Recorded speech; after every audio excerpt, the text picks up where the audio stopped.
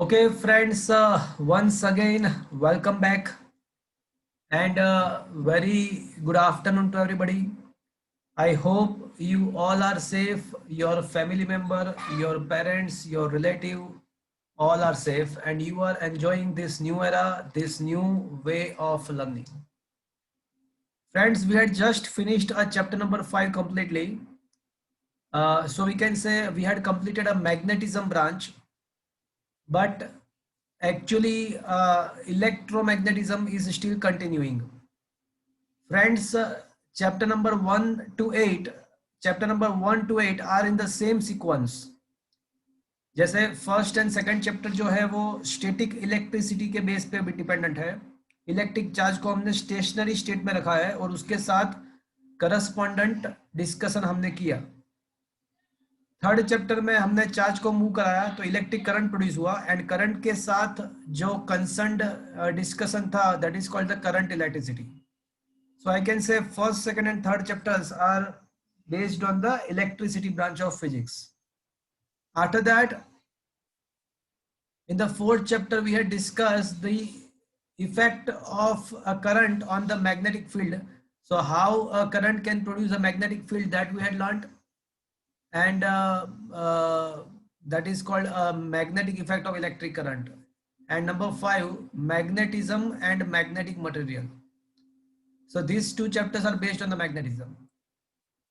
Sixth chapter, once again electromagnetic induction, and electromagnetic induction के द्वारा ही alternating current generate होता है. तो 7th चैप्टर वही है, alternating current. And 8th chapter is also on the same track, that is the electromagnetic waves.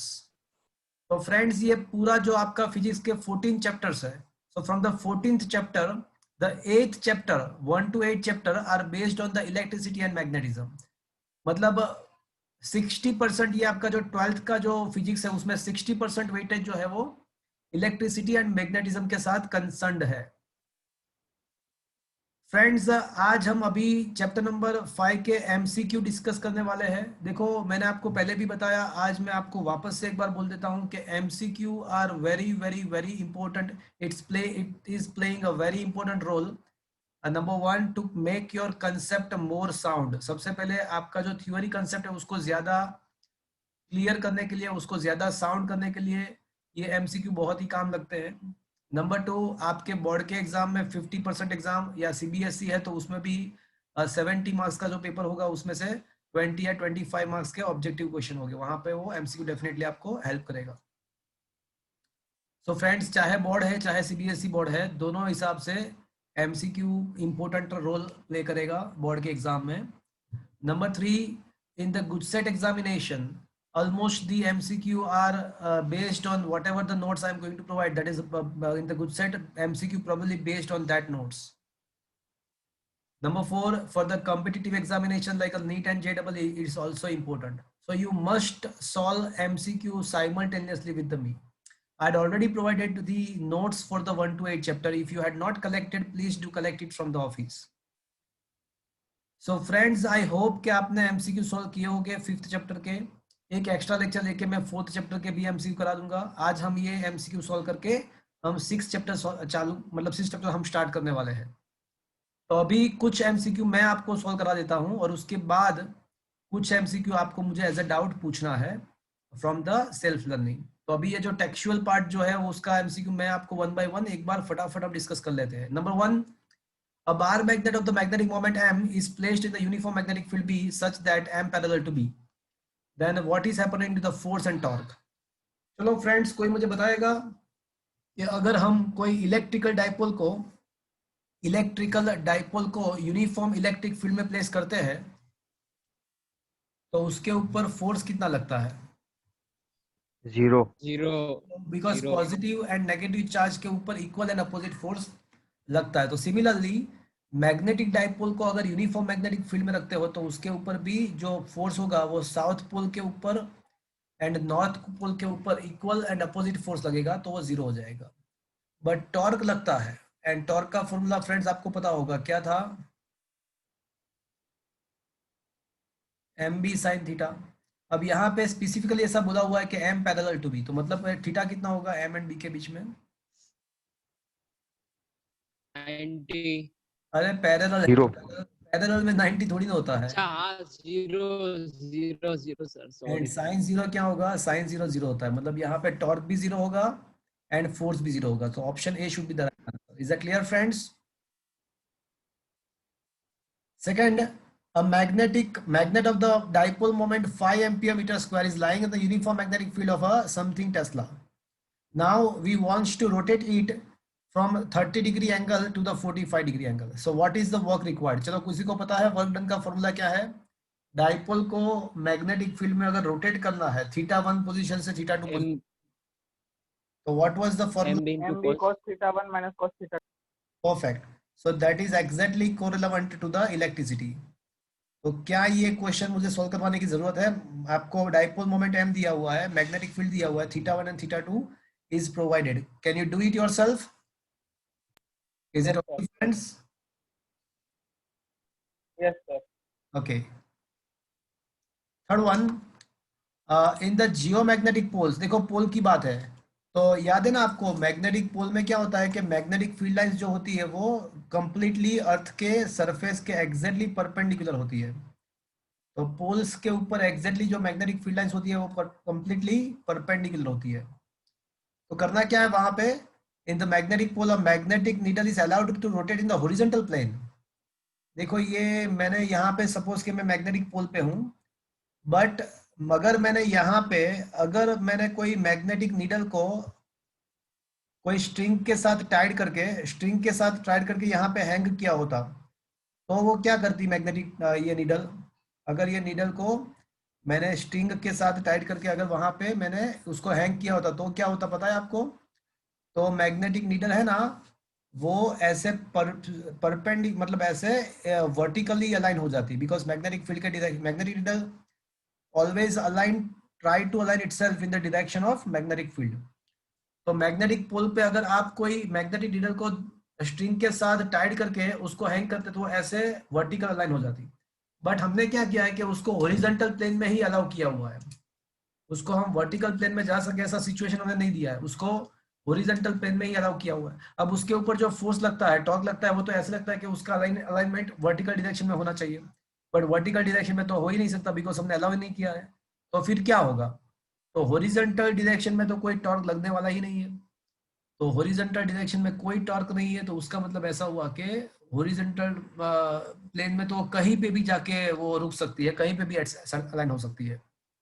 तो what should be the answer? It will be stay in the any position. But अगर यहाँ पे मैंने उसको string के साथ Tide किया होता एंड उसको हैंग किया होता वहां पे मैग्नेटिक पोल पे, तो उसका तो क्या होता सोचो? Then what should be the answer? ये तो हम ऐसा कह सकते हैं कि एक भी आंसर बराबर नहीं है यहाँ पे, तो ऐसा होता कि वर्टिकल उसका अलाइनमेंट हो जाता, वर्टिकल उसका अलाइनमेंट हो जाता अगर मैंने उसको हैंग किया होता तो।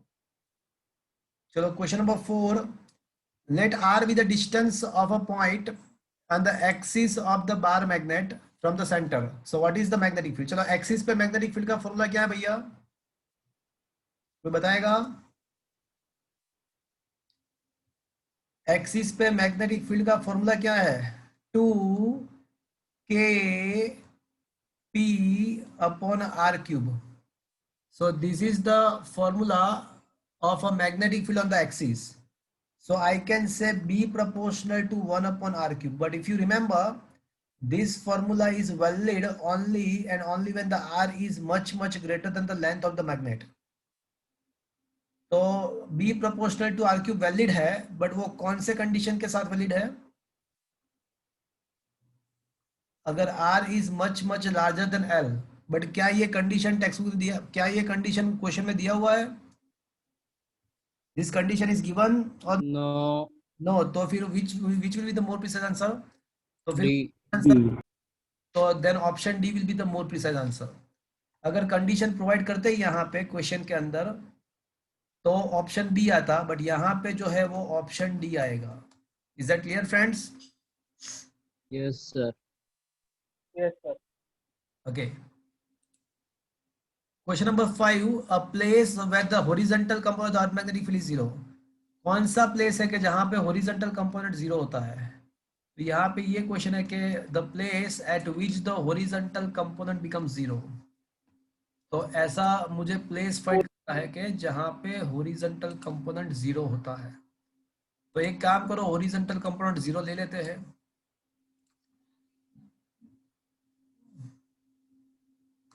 ओके, तो B H equal to zero, that is B cos phi zero. आपको पता है ना horizontal component B cos phi होता है। तो कोई मुझे बताएगा फाई के कौन से वैल्यू के लिए कोस जीरो होगा? 90 डिग्री। तो अब ये बताओ कि 90 डिग्री कहाँ पे होता है? एंगल ऑफ डीप 90 डिग्री कहाँ पे होता है? तो अर्थ के magnetic poles, geomagnetic poles, one of geomagnetic pole, right answer. तो क्या ये बात समझ में आया friends? Yes, sir. Is it clear friends? Yes, sir. चलो अब क्वेश्चन ऐसा है कि a bar magnet is oscillating in the earth's magnetic field with the periodic time t. Now the similar, if the similar magnet with the same mass and volume has the magnetic dipole moment 4 times than that of previous, then what should be the periodic time? चलो किसी को पता है friends periodic time का formula? बोलो, electricity में भी था, मैग्नेटिज्म में भी है। 2 pi root में I by mb. where I is what? Moment of inertia. बराबर, एंड m क्या होगा? m Magnetic moment. Dipole moment. Very good. Sakir बोल रहा है क्या? Sakir, Yes, sir. अच्छा आप अच्छा कर रहे हो अभी। आपने एक्सलेंट ज्यादा अच्छा किया, आप आंसर दे रहे हो लास्ट 2 और 3 लेक्चर से। गुड। तो t is equals to 2 pi root I by mb, that is the equation of the periodic time। तो यहाँ पे ऐसा दिया हुआ है कि बाकी तो सब वही का वही है।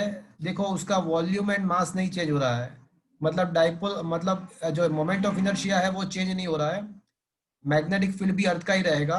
तो जो ये पीरियोडिक टाइम है वो जस्ट डाइपोल मोमेंट के इनवर्सली प्रोपोर्शन में होगा इन द स्क्वायर रूट। तो अगर मुझे ये करना है T dash upon T equal to, मुझे क्या करना पड़ेगा? तो फिर इनवर्सली प्रोपोर्शनल, नीचे एम डैश ऊपर एम आएगा। अब ऐसा दिया हुआ है हमको कि जो न्यूअर मैग्नेटिक डाइपोल मोमेंट है वो 4 टाइम्स है ओरिजिनल से। तो एम डैश जो है वो 4m है, तो एम गेट कैंसिल, 1/4 का रूट निकालेगा तो क्या रहेगा? 1/2 बचेगा। तो टी डैश इक्वल टू क्या होगा भैया? t/2। क्या ये समझ में आया friends? Yes, sir.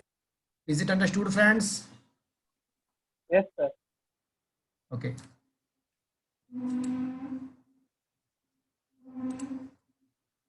Question number 7, a current carrying loop is placed by a equivalent magnetic dipole।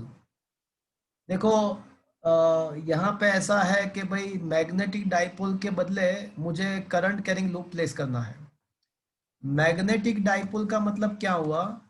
Bar magnet. तो यहाँ पे ऐसा दिया हुआ है कि मुझे बार मैग्नेट के प्लेस पे एक लूप प्लेस करना है, बट लूप को मुझे ऐसा प्लेस करना है कि वो उसके इक्विवेलेंट हो। इक्विवेलेंट होने का मतलब ऐसा हुआ कि उसके लूप के dipole moment and bar magnet के डाइपोल मोमेंट सेम रहे। सेम रहे का मतलब उसका मैग्नीट्यूड भी सेम रहे, डायरेक्शन भी सेम रहे। सपोज कि इनिशियली मेरा जो बार मैग्नेट था वो ऐसे पड़ा था, मेरा बार मैग्नेट ऐसे पड़ा हुआ है साउथ नॉर्थ, और आपको पता है कि डाइपोल मोमेंट का डायरेक्शन साउथ टू नॉर्थ होता है। So this will be the direction of dipole moment. अब मुझे बार मैग्नेट के जगह पे मुझे एक करंट लूप प्लेस करना है, बट मुझे करंट लूप ऐसे ही प्लेस करना है कि वो उसका इक्विवेलेंट हो, मतलब डाइपोल मोमेंट का मैग्नीट्यूड एंड डायरेक्शन चेंज ना हो। तो obviously I compulsorily have to place our loop in such a manner that the magnetic dipole moment remaining in the same direction। तो अगर लूप में ऐसे प्लेस करूंगा इस हिसाब से, तो ही अगर मैं लूप को ऐसे प्लेस करूंगा तो ही हमारा जो लूप का जो डाइपोल मोमेंट है, तो लूप का डाइपोल मोमेंट कैसे फाइंड करोगे आप? करंट के डायरेक्शन में स्क्रू घुमाओ, तो करंट इस हिसाब से फ्लो हो रहा है, तो करंट के डायरेक्शन में स्क्रू घुमाओगे आप ऐसे, तो आपका स्क्रू ऊपर जाएगा, तो वो भी ऊपर के डायरेक्शन में आ जाएगा। Is that clear? तो मुझे लूप ऐसे प्लेस करना पड़ेगा, जहाँ पे ऐसे मैंने जो फिगर ड्रॉ किया ना, इस हिसाब से ड्रॉ करना पड़ेगा मुझे लूप, तो लूप का डाइपोल मोमेंट भी ऊपर चला जाएगा। तो इसका मतलब ऐसा हुआ, तो फिर ये लूप जो है वो मैग्नेट के कौन से पॉइंट हो गया? लूप का जो ओरिएंट, लूप का एक एक पॉइंट जो है वो मैग्नेट के एक्सिस पे आ गया या इक्वेटोरियल लाइन पे आ गया, इक्वेटोरियल प्लेन पे आ गया?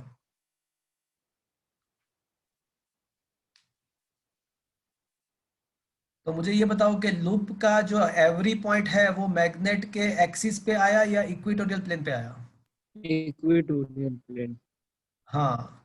और दूसरी बात, ये जो लूप है ना, वो ऐसा होना चाहिए कि जिसका डाइपोल मोमेंट एग्जैक्टली ये जो मैग्नेट के डाइपोल मोमेंट जितना ही हो। एंड मैग्नेट का डाइपोल मोमेंट हम ऐसा कह सकते हैं कि एल इंटू पी होता है। अगर लेंथ एल लेते हैं तो एल इंटू पी होता है।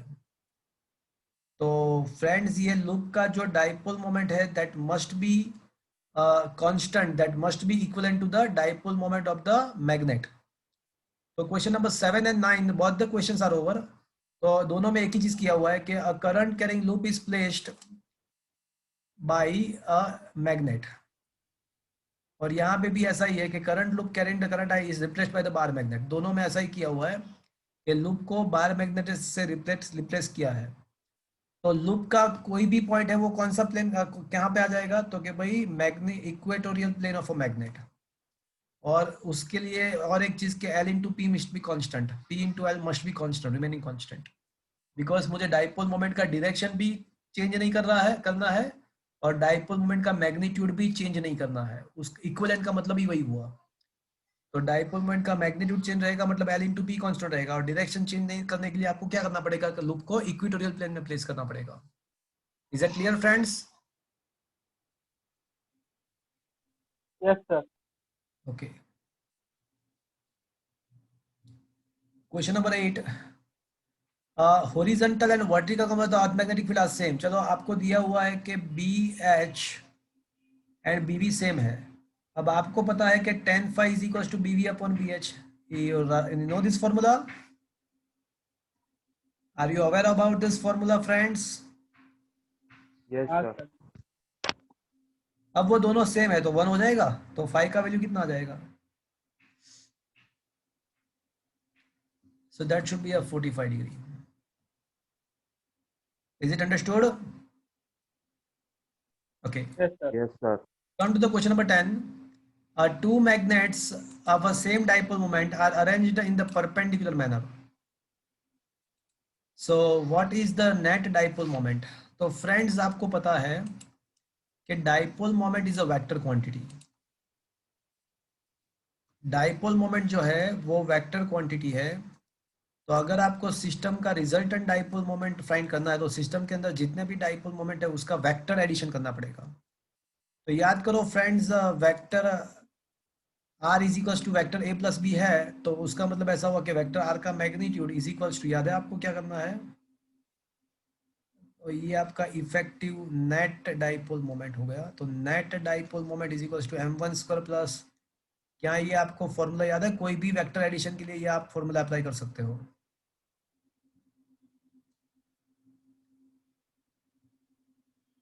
सो एम नेट। चलो, अब मुझे ये बताओ कि ये जो दोनों मैग्नेट है, एक का साउथ टू नॉर्थ मतलब m1 इस डायरेक्शन में आएगा, दूसरे का साउथ टू नॉर्थ मतलब m2 इस डायरेक्शन में आएगा। तो what is the angle between this m1 and m2? 90 degree. 90। cos 90 Zero. Zero.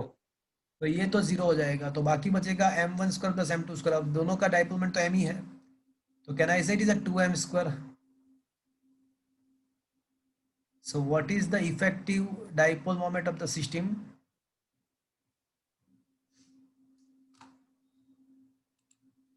So effective dipole moment of the system becomes root 2m. Is that clear, friends? Yes, sir. Okay. Friends, अभी मैं जो question करवाने वाला हूँ that is asked in the NEET, JEE and GUJSET, तीनों exam में ये question पूछा हुआ है। नीट में भी आ गया एक बार, JEE में भी, मतलब AIEEE में भी एक बार आ गया, और एक बार गुजसेट में भी आ गया। तो अब जो क्वेश्चन है वो कुछ ऐसा है कि भाई एक वायर है, उसका डाइपोल मोमेंट उसका लेंथ एल है, डाइपोल मोमेंट एम है। अब इस वायर को हम सेमी सर्कुलर फॉर्म में उसको बेंड करते हैं, तो what should be the new dipole moment. तो वायर है, उसका डाइपोल मोमेंट जो है वो एम है, उसके लेंथ जो है दोनों पोल के बीच में, so this one is our wire.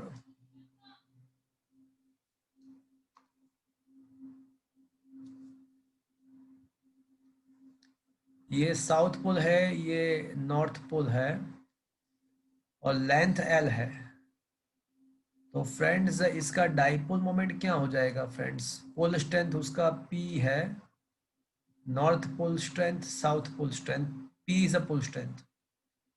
तो फ्रेंड्स मुझे ये बताओ कि डाइपोल मोमेंट क्या होगा। LP। अच्छा okay, that is L into P, very good.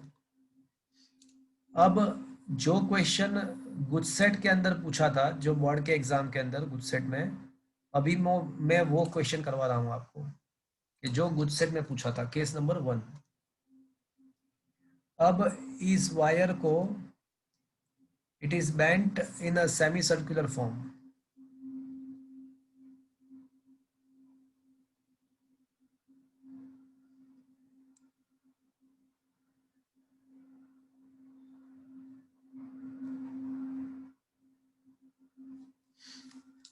तो अब जो वायर है उसको सेमी सर्कल के फॉर्म में बेंड किया।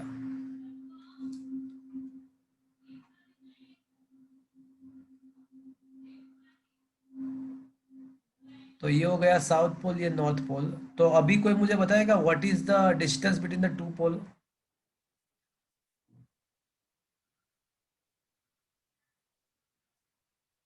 कोई बताएगा what is the distance between the two pole. So can I say it is equals to 2r? Yes और नो? हाँ सर। ओके, बट ये जो हमारा सेमी सर्कल है, वो जो है ना, वो वायर एल वायर में से बेंड बेंड करके हम मतलब हमने उसको प्रिपेयर किया है।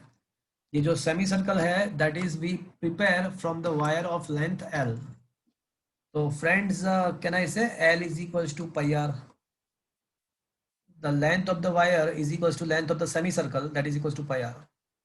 तो in place of R can I say L upon पाई।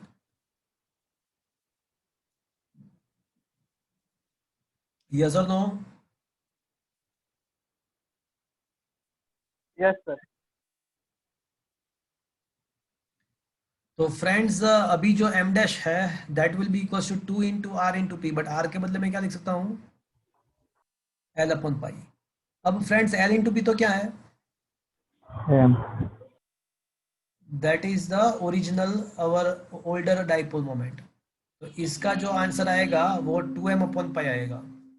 तो क्या फ्रेंड्स ये चीज आपको समझ में आया? Yes, sir.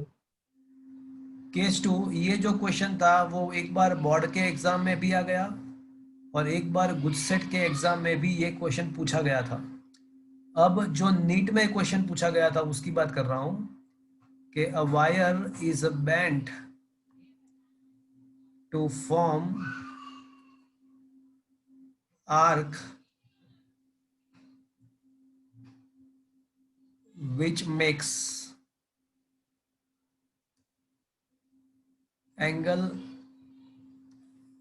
60 degree at center।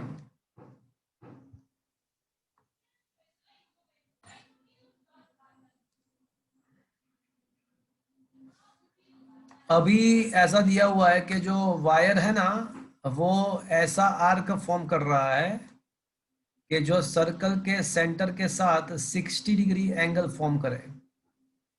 तो ये जो हमारा जो वायर है वो जो है उसको ऐसे बेंड किया हुआ है कि वो सर्कल के सेंटर के साथ 60 डिग्री एंगल फॉर्म करे। तो ये हमारा जो है वो साउथ पोल है, ये नॉर्थ पोल है। तो अब सोच के बताओ कि what is the newer dipole moment. तो अब जो नया डाइपोल मोमेंट होगा वो कितना होगा। तो अज्यूम कर लेते हैं कि ये जो डिस्टेंस है ना वो x है, दोनों के बीच का जो डिस्टेंस है वो x अज्यूम कर लेते हैं। तो कहना है इसे x into P pole strength p। But क्या यहाँ पे इक्विलेटरल ट्राइंगल फॉर्म होगा फ्रेंड्स। ये जो ट्राइंगल फॉर्म हो रहा है यहाँ पे, क्या वो इक्विलेटरल ट्राइंगल फॉर्म हो जाएगा। बिकॉज एक एंगल 60 है और सामने दोनों, अगर दो साइड इक्वल है तो उसके सामने एंगल भी सेम होंगे। तो दोनों एंगल सेम करना है और एक 60 है तो दोनों को कंपलसरीली 60-60 ही होना पड़ेगा, अदरवाइज वो 180 डिग्री नहीं होगा। तो क्या मैं ऐसा कह सकता हूँ कि यहाँ पे जो डिस्टेंस x है वो उसका सर्कल का जो रेडियस है उसके जितना ही होगा, बिकॉज इक्विलेटरल ट्राइंगल है। तो क्या ये यहाँ तक समझ में आया आपको। Yes. चलो अमन इज देयर, अमन,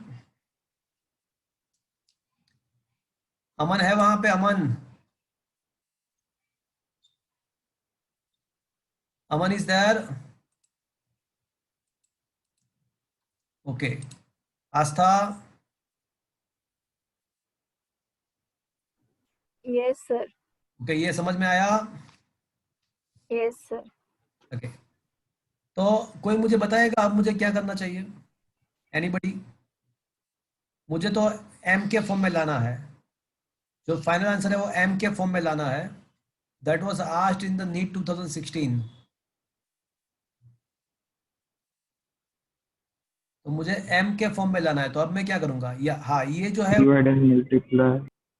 ये जो है ना वो वायर का लेंथ है, ये जो आर्क है वो वायर का लेंथ है हमारा। तो क्या मैं ऐसा कह सकता हूँ कि ये जो हमारे वायर का जो लेंथ है ना वो पूरे सरकमफरेंस का 6th पार्ट है, ऐसा मैं कह सकता हूँ। 60 degree is a 6th part of a 360 degree. तो ये जो आर्क का लेंथ है वो 6th पार्ट होगा पूरे सर्कल का। और अगर ऐसा सोचना नहीं है तो आप ऐसा भी सोच सकते हो कि arc is equal to angle into the radius. तो एंगल 60 डिग्री का मतलब क्या होगा, π/3। तो एंगल इंटू रेडियस भी वही आएगा, देखो एंगल इंटू रेडियस भी वही आएगा, एंगल इंटू रेडियस वही आंसर आएगा। तो इसका मतलब ऐसा हुआ कि अब आप आर के in place of R you can write 3l/π। तो in place of r if you write a 3l/π, so m dash is equals to 3l/π uh,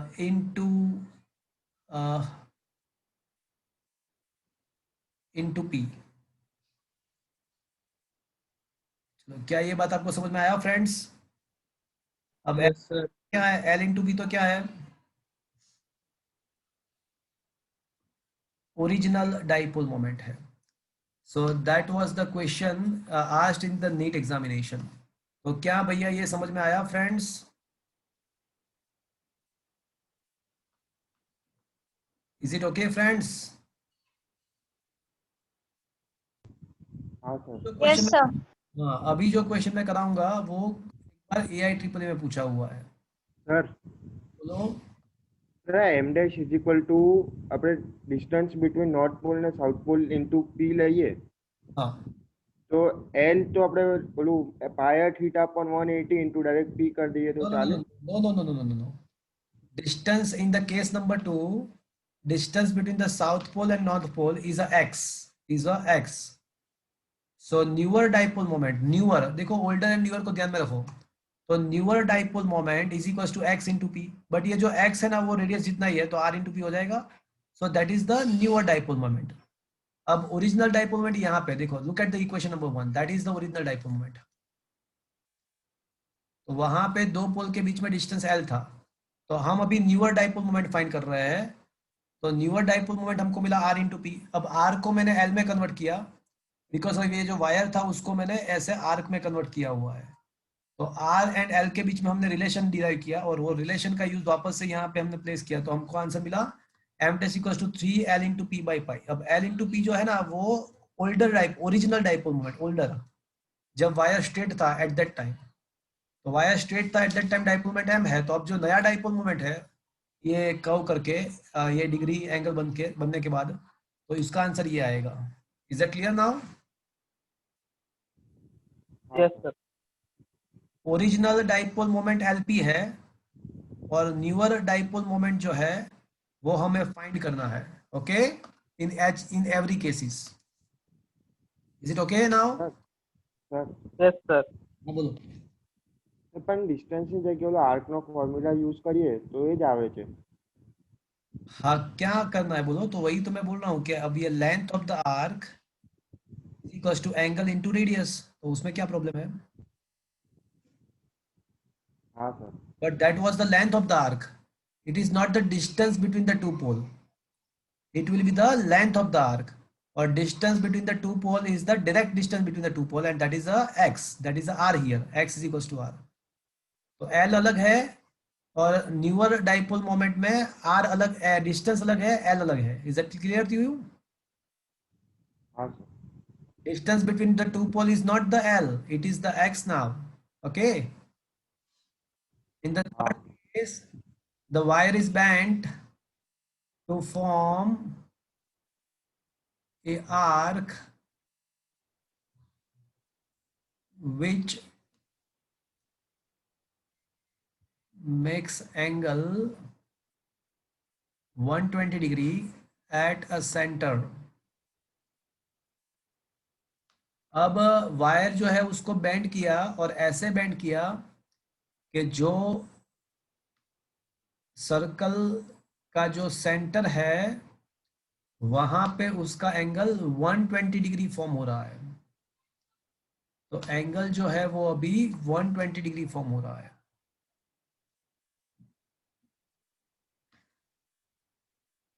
तो अभी यहाँ पे देखो, लेंथ ऑफ द आर्क अलग चीज है and distance between the south and north pole अलग चीज है. क्या ये बात समझ में आया नंदेश? नंदेश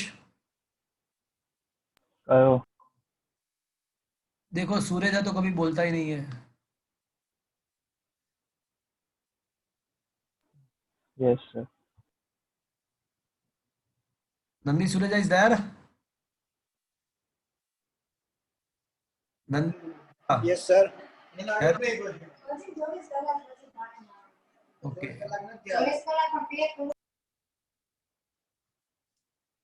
देखो, अब यहाँ पे क्या है कि दो पोल के बीच में मैंने डिस्टेंस 2x अज्यूम किया हुआ है और 120 डिग्री को मैंने डिवाइड किया हाफ पार्ट में 60-60. तो अभी मुझे कोई बताएगा what is the newer dipole moment? कोई बताएगा what is the newer dipole moment? 2x into p. या it is a 2x into p. चलो, अब मेरी बात ध्यान से सुनो. तो अब ये यहाँ पे जो ट्राइंगल है, तो tan 60 degree is equal to क्या होगा? √3. हाँ बराबर है, बट यहाँ पे फिगर को देख के बताओ. tan नहीं, छोड़ो tan को, छोड़ो साइन को सोचते हैं. साइन 60 डिग्री क्या होता है? x upon r. X upon R. It will be x upon r. Except sine 60 का वैल्यू कितना होता है? √3/2. root. तो मुझे ये बताओ कि 2x इज इक्वल टू क्या होगा? √3 है. √3r. So putting this value here, so m dash is equals to 2x in place of 2x I can write √3 into r into p तो है ही. चलो, क्या यहां तक समझ में आया? Yes, sir. अब मुझे सोच के बताओ कि ये जो लेंथ ऑफ द आर्क है वो कितना है?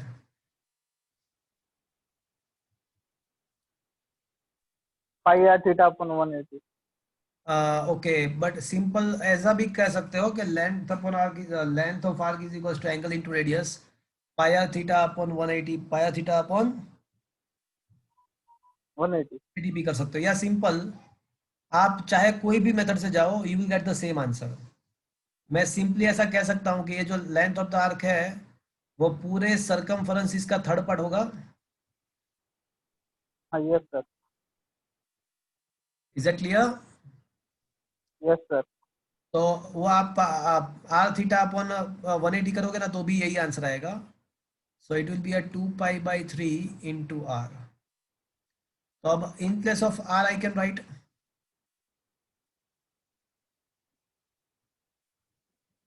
3l/2 pi. तो अब मुझे बताओ कि M dash is equal to क्या होगा, √3 RP। अब आर के बदले में क्या लिखूं, 3l/2 पाई। 3l/2 pi into P. अब एल इंटू पी तो क्या होगा भैया,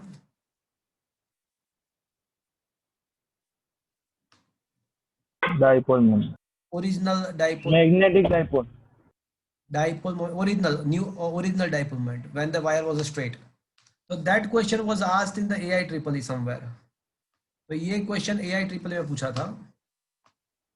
So that was asked somewhere in the AI triple E, मतलब JEE लेवल। तो आप एक काम करना, आप और एक केस नंबर 4 जो है वो एंगल 90 डिग्री के बारे में सोचना, 90 डिग्री के बारे में सोचना और सॉल्व करना।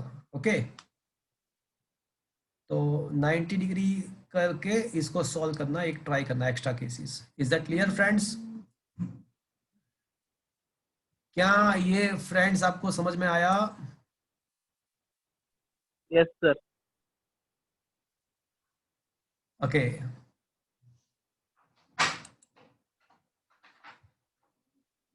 So friends these are a very good questions. Let us moving further. तो यहाँ पे 11th क्वेश्चन जो था वो तो मैंने कराया आपको, साथ में उस टाइप के जितने भी क्वेश्चन पॉसिबल है उसके बारे में भी हमने डिस्कस कर लिया। चलो क्वेश्चन नंबर 12 पे आ जाओ फ्रेंड्स। तो 12th question, relative permeability something, what is the susceptibility? कोई मुझे बताएगा the relation between the permeability, relative and susceptibility?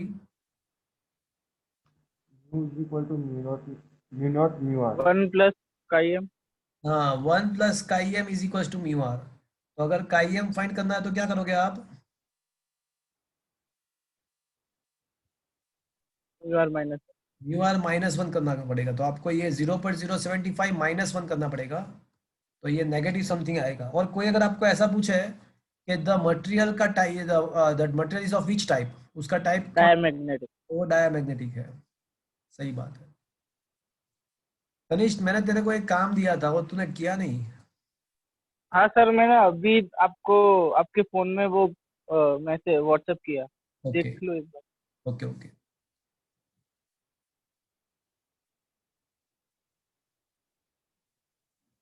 Okay, और टॉरॉइड, देखो टॉरॉइड नाम आया, कोई मुझे बताएगा टॉरॉइड नाम सुन के आपके माइंड में क्या आता है? मोनी। मोनी। बट यहाँ पे म्यू 0 नहीं लिखेंगे, म्यू एन आई लिखेंगे, because there is a medium inside the torrid. Medium है तो मुझे क्या करना पड़ेगा कि मीडियम का परमिएबिलिटी लेना पड़ेगा। और आपको ये पता होगा कि mu upon mu naught is equal to mu R. तो in place of mu, in place of permeability of medium, you can write mu naught into mu R. तो अब ये जो फॉर्मूला है वो जाएगा mu naught into mu R into N I. क्या ये बात आपको समझ में आया? Yes sir. यस। तो mu naught into mu R. अब देखो स्मॉल एन के बदले कहना इसे capital N upon L, but toroid में एल के बदले क्या लिखना चाहिए? टॉरॉइड है तो toroid M L, we are write 2 pi r. Pi यार। 2 pi R, if you remember, याद है भैया? अब देखो, अच्छा यहाँ पे करने की जरूरत नहीं है, एन अपॉन 2 पाई आर करने की जरूरत नहीं है, बिकॉज हमको number of turns per metre ही दिया हुआ है, मतलब number of turns per unit length ही दिया हुआ है, करंट भी दिया हुआ है। Relative permeability a mu naught निकाल दो, ये 5000 ही है। रिलेटिव परमिएबिलिटी ये निकाल दो, रिलेटिव परमिएबिलिटी भी हमको दिया हुआ है। तो फ्रेंड्स आई दिया हुआ है, रिलेटिव परमिएबिलिटी दिया हुआ है, म्यू नॉट तो आपको पता ही है 4/10⁻⁷ होता है।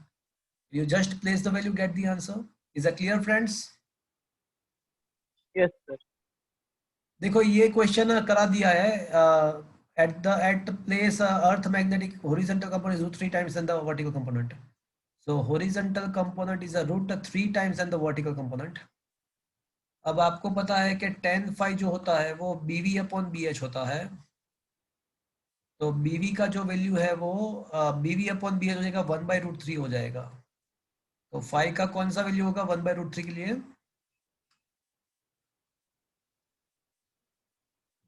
फाई का कौन सा वैल्यू रहेगा भैया? 30. हाँ 30 डिग्री, 30 का मतलब π/6 होगा। Is that clear friends? Yes sir. चलो इनसाइड द बार मैग्नेट के अंदर मैग्नेटिक फील्ड लाइंस कहाँ से कहाँ पे होती है? South to north. या inside the bar magnet it is from south to north, सही बात है। Outside north to south, inside south to north. Inside the bar magnet है तो फिर साउथ टू नॉर्थ होगा। Is that clear friends? Yes sir. Net के outside होगा, अगर आउटसाइड होता तो वो नॉर्थ से साउथ होता। अगर आउटसाइड की बात करते तो चलो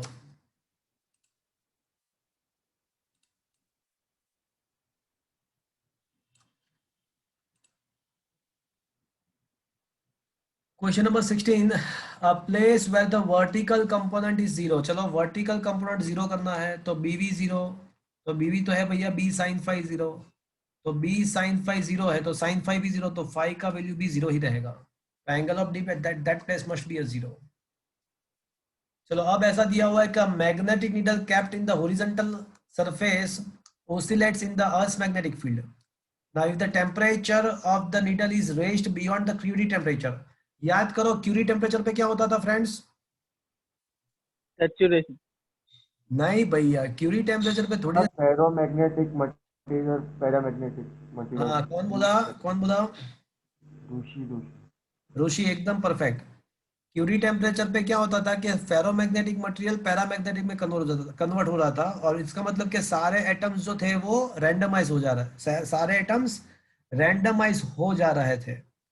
तो at Curie temperature what will be the net dipole moment? सारे जो एटम्स थे वो रैंडमाइज हो गए, तो at Curie temperature I can say the net dipole moment क्या हो जाएगा मटेरियल का? जीरो हो जाएगा। मटेरियल का नेट डाइपोल मोमेंट अगर जीरो हो जाएगा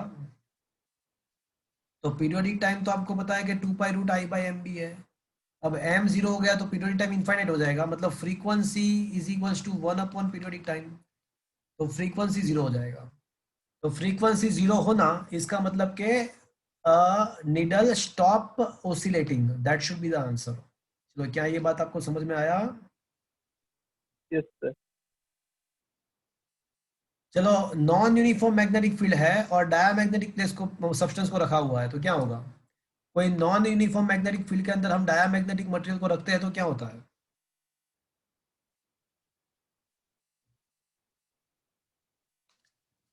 नॉन यूनिफॉर्म मैग्नेटिक फील्ड के अंदर अगर हम डायामैग्नेटिक सब्सटेंस को रखते हैं तो वो towards the higher intensity point जाएगा या लोअर इंटेंसिटी जाएगा?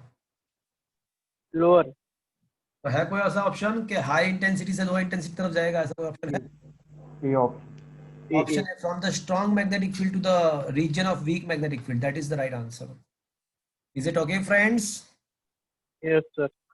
चलो 19 क्वेश्चन, मैग्नेटिक मेरिडियन ऐसा प्लेन है कि वो कहां से पास होता है? Longitude. नहीं, गंदी बात। Magnetic axis. हाँ मैग्नेटिक मेरिडियन जो होता है वो मैग्नेटिक एक्सिस से पास होता है, और जियोग्राफिक मेरिडियन वो आपको पता है कि जियोग्राफिक एक्सिस से पास होता है ऑब्वियसली। तो इसी को तो इसीलिए तो उसको magnetic meridian is passing from the magnetic axis, ऐसा कुछ लिखा हुआ है, या ये रहा passes to the magnetic axis होता है। Is that clear to you? Yes sir. Is it okay friends? Yes sir. Okay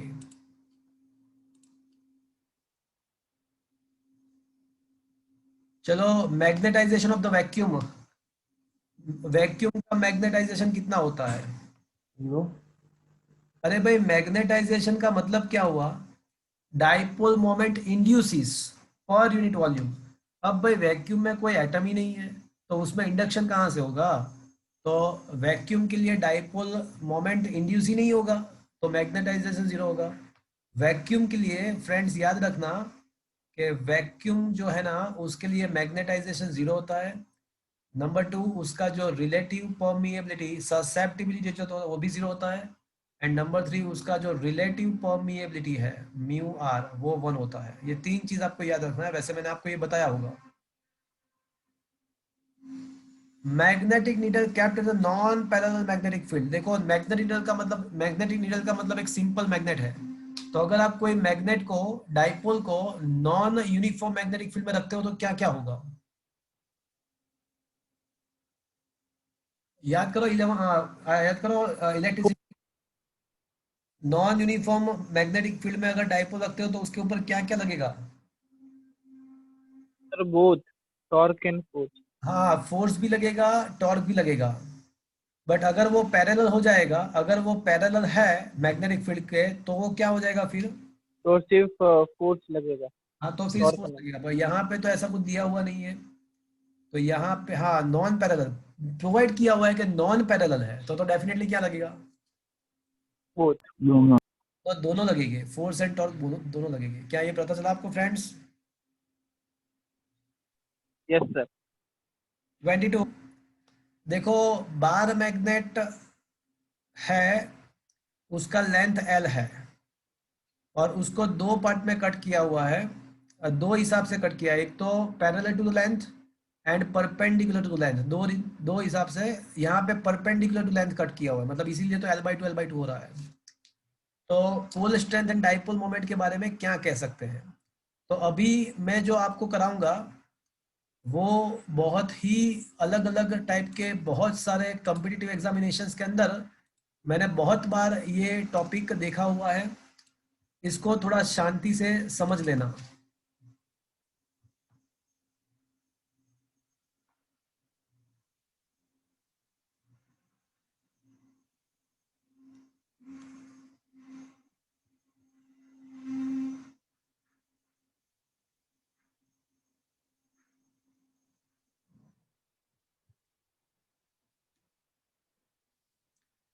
Magnet is cut into two part.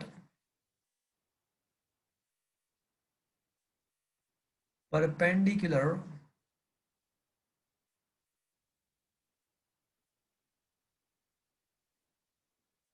to its length.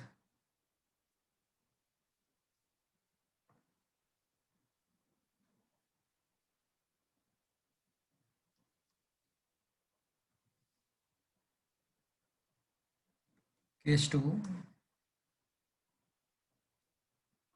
Magnet is cut into two equal part.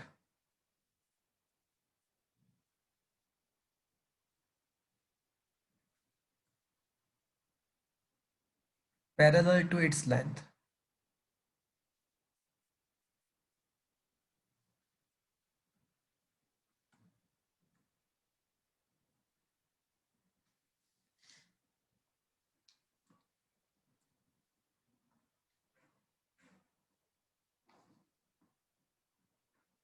Okay.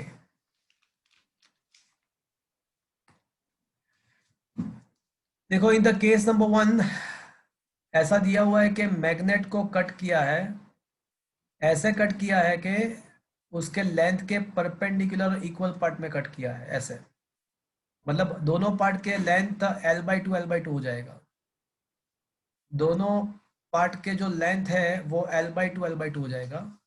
और दूसरे case में क्या किया है कि magnet को हमने cut किया है बट उसके लेंथ के पैरेलल कट किया है, तो उसका मतलब कि दोनों पार्ट का लेंथ L ही रहेगा। दोनों पार्ट का लेंथ तो L ही रहेगा। So for any one fragment और एनी वन सेगमेंट, कोई एक अगर हम पार्टीशन को कंसिडर करते हैं, तो जो डाइपोल मोमेंट है ना, वो तो जितने अगर पार्ट करते हैं, चाहे आप परपेंडिकुलर कट करो या पैरेलल कट करो, उसका जो मैग्नेटाइजेशन होता है वो हाफ हो जाता है। और अगर मैग्नेटाइजेशन अगर हाफ होता है तो डाइपोल मोमेंट भी हाफ होगा फॉर एनी वन सेगमेंट और फ्रेगमेंट। अगर कोई एक फ्रेगमेंट की बात करते हैं तो फ्रेंड्स एक चीज कंफर्म्ड है कि डाइपोल मोमेंट तो हाफ होगा ही होगा। बट यहाँ पे पोल स्ट्रेंथ जो है ना, नॉर्थ एंड साउथ पोल, यहाँ पे पोल स्ट्रेंथ जो है ना, वो पोल स्ट्रेंथ यहाँ पे चेंज नहीं होगा। पूछो क्यों? क्यों?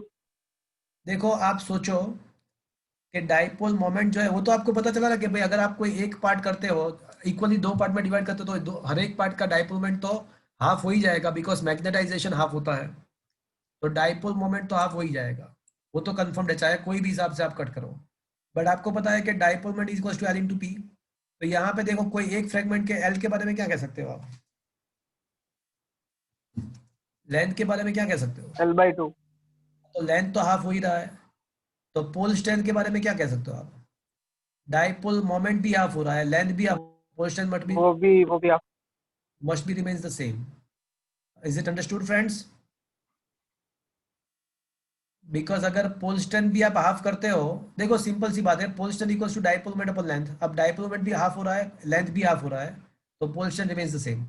और यहाँ पे पोल स्ट्रेंथ है ना, वो हाफ होगा, because dipole moment is equal to length into the pole strength. अब length is remaining the same, तो डाइपोल मोमेंट को हाफ करने के लिए कंपल्सरी पोल स्ट्रेंथ को हाफ होना ही पड़ेगा।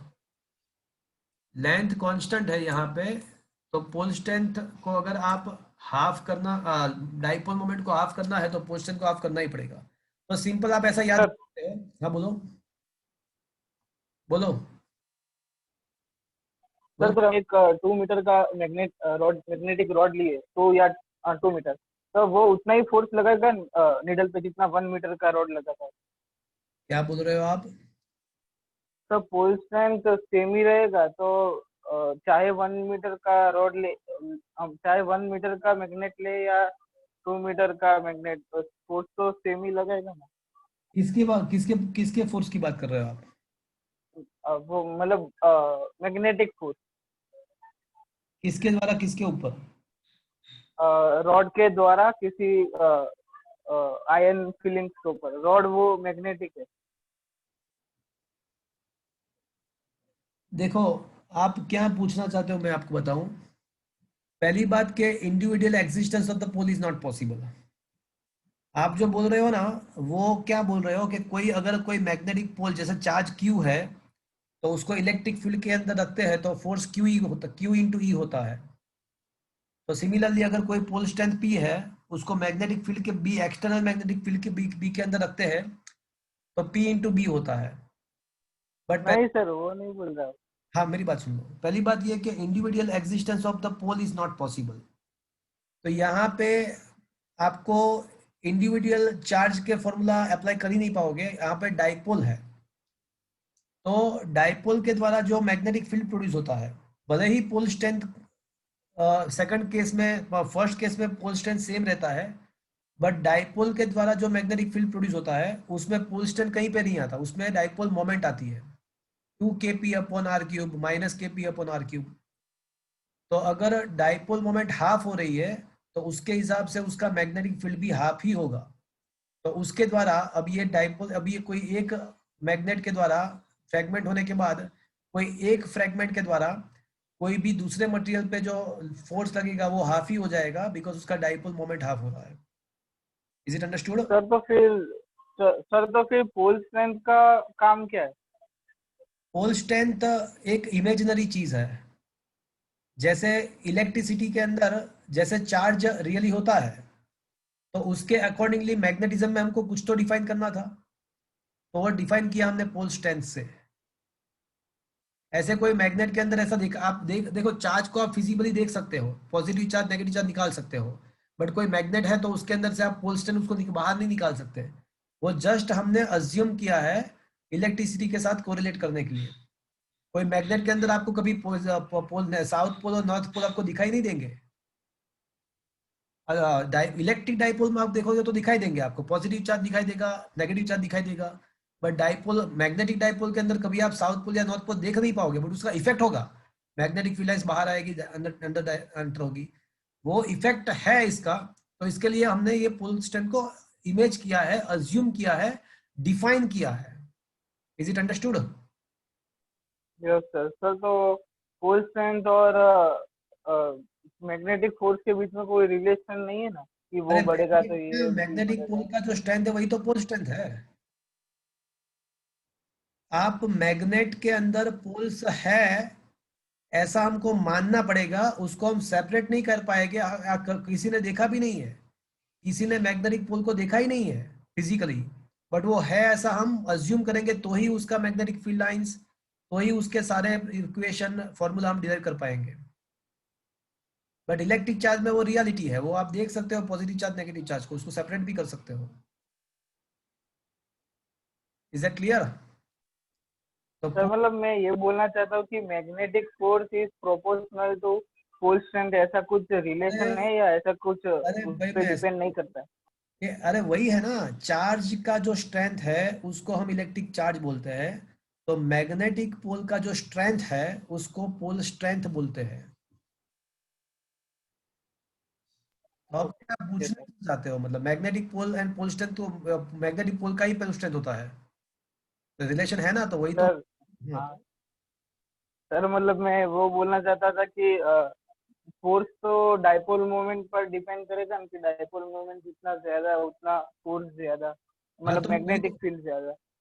तो मैं वही मैंने स्टार्टिंग वहां से ही तो किया कि इलेक्ट्रिसिटी में आपको चार्ज के फॉर्मूला आप अप्लाई कर सकते हो, इलेक्ट्रिसिटी में चार्ज को सेपरेट कर सकते हो, चार्ज के फॉर्मूला अप्लाई कर सकते हो। इंडिविजुअल चार्ज का इलेक्ट्रिक फील्ड के क्यू बाई आर स्क्वायर है, तो क्यू बढ़ेगा तो इलेक्ट्रिक फील्ड बढ़ेगा, क्यू डिक्रीज होगा तो इलेक्ट्रिक फील्ड डिक्रीज होगा इंडिविजुअल इलेक्ट्रिक चार्ज के लिए। But individual magnetic pole possible ही नहीं है। तो मैग्नेटिज्म में इलेक्ट्रिसिटी में हम इलेक्ट्रिक फील्ड के Q by R square define कर सकते हैं। मैग्नेटिज्म में ऐसा कोई मैग्नेटिक पोल का कोई पर्टिकुलर एक मैग्नेटिक पोल का कोई फॉर्मूला नहीं आएगा। Is it clear? Yes sir.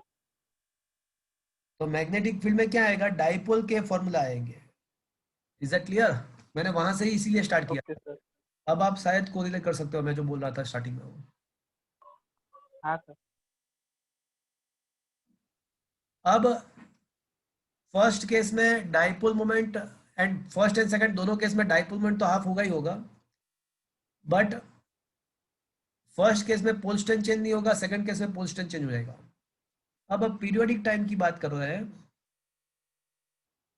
तो कोई एक पर्टिकुलर अगर हम फ्रेगमेंट लेंगे तो उसका जो पीरियोडिक टाइम आएगा वो 2 pi root I dash upon M dash B, where आपको पता है कि आई डैश आई क्या है, बोलो। Moment of inertia. अब यहाँ पे जो आई डैश है ना वो I/8 हो जाएगा, because bar magnet is a one kind of बार। तो कोई बार है uniformly 1/12। 1/12 mass into the length square. अब सोचो कोई एक फ्रेगमेंट का मास कितना होगा, हाफ। हाफ, मतलब डिनोमिनेटर में 2 आएगा। और फोर, उसका हाँ मतलब हाँ फर्स्ट केस में लेंथ कितना हो रहा है कोई एक फ्रेगमेंट का, हाफ हो रहा है। हाफ हो रहा है, तो 1/2 का स्क्वायर, तो डिनोमिनेटर में क्या आएगा, फोर। वो, तो डिनोमिनेटर में एक बार 2 आया एक बार 4 आया, तो डिनोमिनेटर कितना टाइम्स इंक्रीज हो जाएगा, अ, 4 टाइम। अरे 1/2 1/4, तो 1/8 हो जाएगा ना।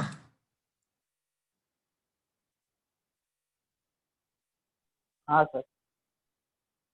तो finally the newer moment of inertia will be I/8, and जो डाइपोल मोमेंट है तो वो तो m/2 ही है। तो अब जो न्यूअर कोई एक का पीरियोडिक टाइम अगर हम फाइंड करते हैं तो आई डैश के बदले आएगा I/8, एम डैश के बदले आएगा m/2। अब 2 4 8, तो 1/4 तो बचेगा, 1/4 का रूट निकाल दो तो 1/2 बचेगा, 2 पाई रूट I/m भी बचेगा।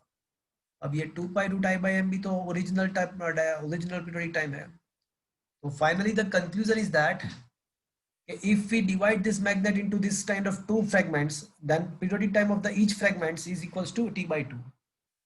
So in the same way, in same way, if sir mass भी हाफ नहीं होगा? हाँ तो किया ना मास, हाफ किया इसीलिए तो 1/8 आया ना, हाँ सर। इसीलिए तो 1/8 आया इंटू एन पार्ट। देन ये बहुत सारे अलग अलग कॉम्पिटिटिव एग्जामिनेशंस में मैंने ये क्वेश्चन देखा हुआ है कि अगर हम ये मैग्नेट को ऐसे एन नंबर ऑफ पार्ट्स में डिवाइड करते हैं तो what is the newer periodic time, तो टी बाई एन हो जाएगा। अब यहाँ पे इन द सेकंड केस में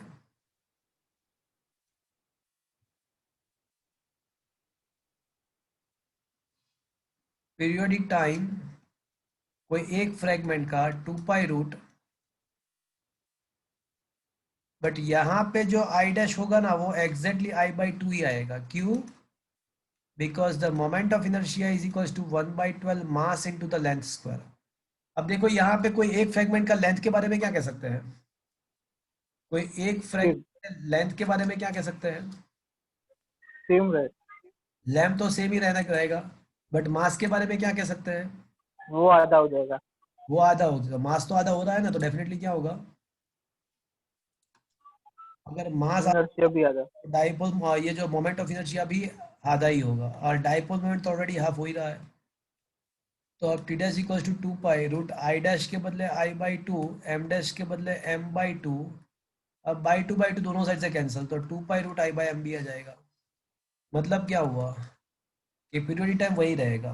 तो in same way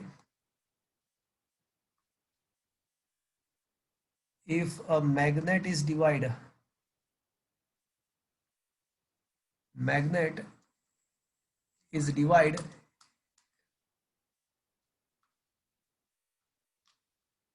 magnet is divided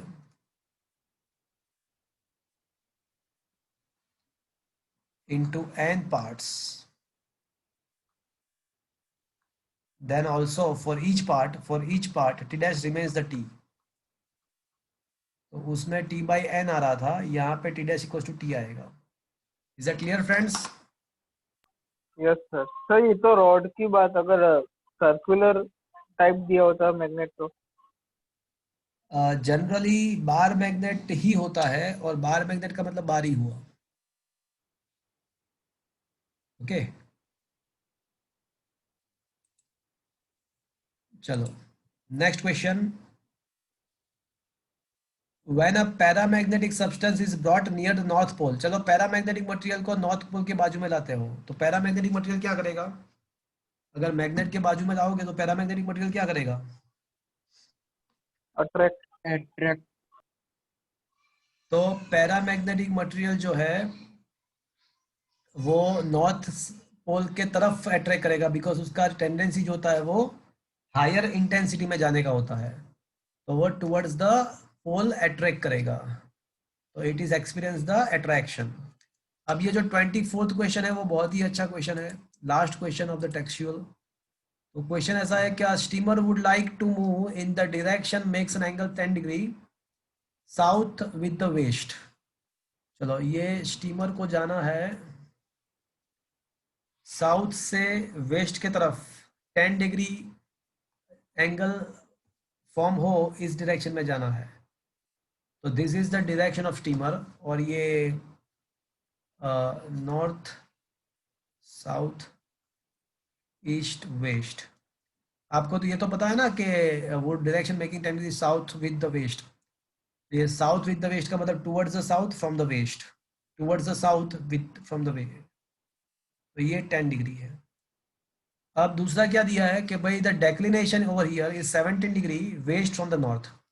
so north से वेस्ट की तरफ डेक्लिनेशन दिया हुआ है हमको, डेक्लिनेशन हमको नॉर्थ से वेस्ट की तरफ दिया हुआ है। तो ये जो है वो डेक्लिनेशन है, नॉर्थ से वेस्ट की तरफ डेक्लिनेशन हमको दिया हुआ है। This one is a declination. कितना दिया हुआ है भैया? ये 17। 17 डिग्री। चलो अब आपको ये पता है कि जहां पे जियोग्राफिक नॉर्थ है उसके बाजू में क्या होता है? magnetic north magnetic south. हाँ magnetic south. But magnetic south का नाम क्या दिया हुआ है? उसका नाम north, magnetic north pole, geomagnetic मतलब जियोमैग्नेटिक। नॉर्थ। तो अब ये काम करो, ये जियोमैग्नेटिक नॉर्थ से ये डायरेक्शन किसका, स्टीमर का डायरेक्शन कितना होगा? ये स्टीमर का डायरेक्शन कितना होगा? 90 डिग्री। यहाँ से स्टार्ट करके कितना होगा? 83, 83 83 आएगा ना डिग्री। भैया। 90 प्लस 10 मतलब 100, तो 100 में से आपको 70 निकालना पड़ेगा। देखो यहाँ से 90 प्लस 10 मतलब 100 होता है यहाँ से, और उसमें 70 निकालना पड़ेगा, अब तो 83 डिग्री आएगा। तो ऐसा कोई ऑप्शन है जियो मैग्नेटिक नॉर्थ से towards the west direction 83 degree? तो जियो मैग्नेटिक नॉर्थ, ये या अर्थ का मैग्नेटिक नॉर्थ पोल है, यहाँ पे जियो मैग्नेट होना चाहिए। तो अर्थ के जो जियो मैग्नेटिक नॉर्थ पोल है वहां से ईस्ट नहीं वेस्ट, ये ऑप्शन ए आएगा। 80 degree west from the magnetic north pole of the earth. Is it clear friends? Yes sir. यहाँ पे नॉर्थ के बदले क्या लिखना चाहिए? जियो मैग्नेटिक नॉर्थ होना चाहिए। Okay yes sir. Okay friends, तो ये कुछ एमसीक्यू मुझे आपको करवाना था, मैंने आपको करवा दिया। अब आपको कुछ डाउट्स पूछने हैं मुझको तो फ्रेंड्स मैं शेयर कर रहा हूँ आपको दूसरा वाला नोट्स। तो ये रहा आपके सामने। तो मुझे पूछो 1 to 20 में कोई डाउट है?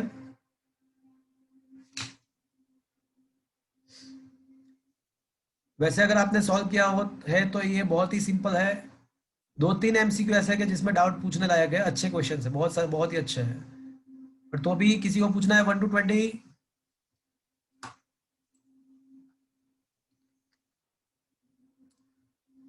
चलो question number 1 to 20।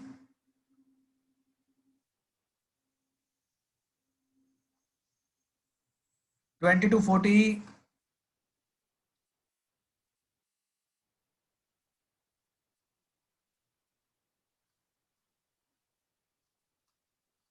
20 to 40।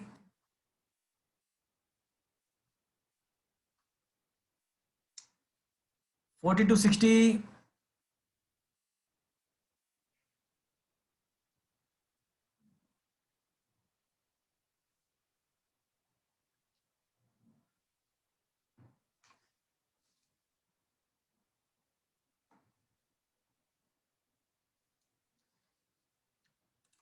60 to 80।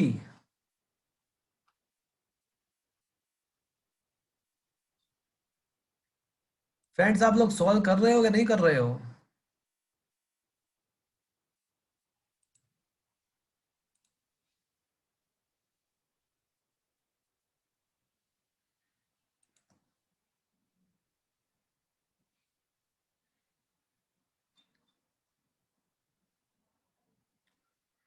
अच्छा मेरी बात सुनो। Question number 73 and 75, they both are a very good question. तो फ्रेंड्स मैं पहले 75, दो क्वेश्चन ही ऐसे हैं कि जो एक्चुअल में अच्छे क्वेश्चन है, बाकी अगर आप रीड करोगे तो समझ में आ जाएगा। तो फ्रेंड्स मेरी थोड़ी बात सुनना, बहुत ही अच्छी बात है, बहुत ही इंपॉर्टेंट चीज़ है। आज मैं आपको जो कराने जा रहा हूँ वो JEE एंड नीट के लिए बहुत ही इंपॉर्टेंट है।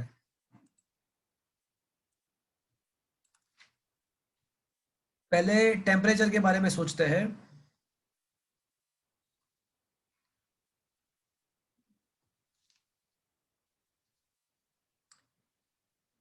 देखो पैरा मैग्नेटिक, पैरामैग्नेटिक માટે તો प्रोपोर्शनल રહેશે ને directly so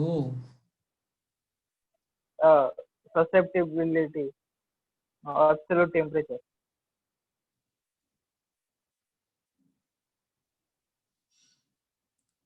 so we had proved in the Curie's law that the paramagnetic substance from the Curie law, we already had proved that the susceptibility is equals to C mu 0 by T.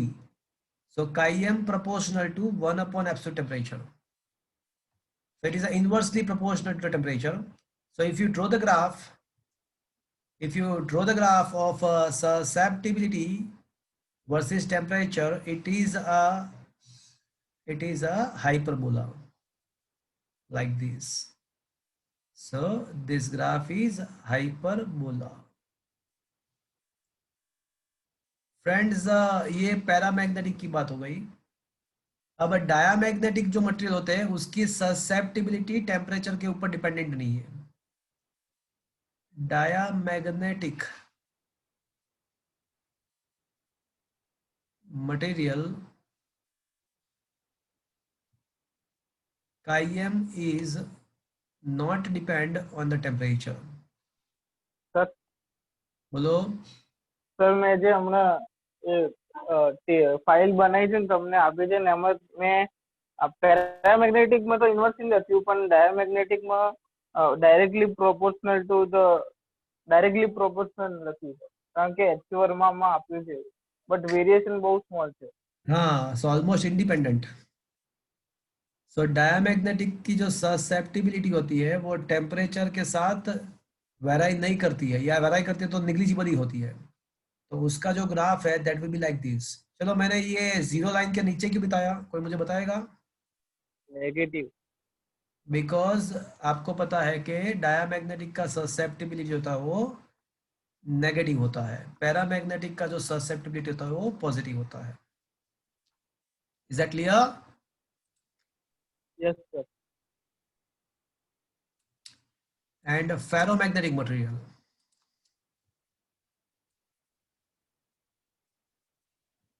તો એમાં બહુ complicated હોય છે. हाँ, तो ferromagnetic material में क्या होता है कि जब आप टेम्परेचर को इंक्रीज करते हो ना तो इनिशियली उसके अंदर जो मोलिक्यूल्स होते हैं उसके उसके एक दूसरे के साथ बॉन्डिंग बहुत ही ज्यादा होता है, याद है डोमेन स्ट्रक्चर बनता है. तो फेरोमैग्नेटिक में क्या होता है कि एक दूसरे के साथ डोमेन स्ट्रक्चर के वजह से एक दूसरे के साथ का जो बॉन्डिंग होता है वो बहुत ही स्ट्रांग होता है. तो इनिशियली जब आप टेम्परेचर रेज करते हो तो उसका ससेप्टिबिलिटी में कोई चेंज नहीं होता है, वो susceptibility almost remaining constant for the smaller change in temperature. But जब जैसे जैसे आप टेम्परेचर बढ़ाते जाते हो तो एक टाइम ऐसा आएगा कि वो पूरा जो डोमेन स्ट्रक्चर है वो पूरा मतलब डोमेन स्ट्रक्चर जो पूरा है वो डिस्ट्रॉय हो जाए और सारे एटम्स इंडिपेंडेंट हो जाए. तो पैरामैग्नेटिक ऐसा पैरामैग्नेटिक बिहेव करेगा. तो स्टार्टिंग में उसका ससेप्टिबिलिटी कुछ ज्यादा चेंज नहीं होगा, बट उसके बाद क्या है कि वो बाद चेंज होता जाएगा. तो the graph will be like this. Initially there is no variation with the temperature, उसके साथ it behave like a paramagnetic material. So this kind of graph we will obtain. और उसका जो ससेप्टिबिलिटी होता है तो वो टेम्परेचर के वो बहुत ही उसका जो वैल्यू होता है वो बहुत ही ज्यादा पॉजिटिव होता है. तो क्या ये चीज आपको समझ में आया friends? Yes is it understood? Yes sir. और एक ये चीज है that is very important thing. अब और एक चीज जो JEE नीट के लिए बहुत ही मायने रखता है वो मैं अभी आपको एक्सप्लेन करने वाला हूं. That is a must do thing. देखो आपको ये पता होगा कि एंगल ऑफ डीप कहाँ पे होता है. देखो आपको शायद ये पता होगा कि सपोज कि ये मैग्नेटिक मटेरियल है. तो ये मैग्नेटिक मटेरियल सपोज अज्यूम कर लो तो के है, और यहाँ पे अगर आप मैग्नेटिक नीडल को प्लेस करते हो, मैग्नेटिक नीडल को, तो अगर आप इक्वेटर पे हो, इक्वेटर पे, तो मैग्नेटिक नीडल है ना वो कंप्लीटली हॉरिजॉन्टल ओरिएंट होगा अगर इक्वेटर पे आप हो तो. बिकॉज इक्वेटर पे क्या होता है कि एंगल ऑफ डीप 0 होता है और मैग्नेटिक फील्ड जो होता है वो अर्थ के सरफेस के बिल्कुल पैरेलल होता है. बट अगर आप इक्वेटर के एक्सेप्ट द इक्वेटर, आप कोई और प्लेस पे हो, कोई इक्वेटर पे नहीं हो, कोई और प्लेस पे हो, तो आपका नीडल थोड़ा डीप होगा, ऐसे डीप होगा, थोड़ा लीन होगा वो. तो वो हॉरिजॉन्टल के साथ कुछ एंगल फॉर्म करेगा.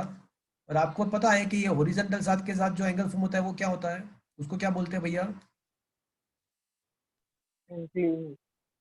उसको क्या बोलते हैं एंगल ऑफ डीप बोलते हैं इसको.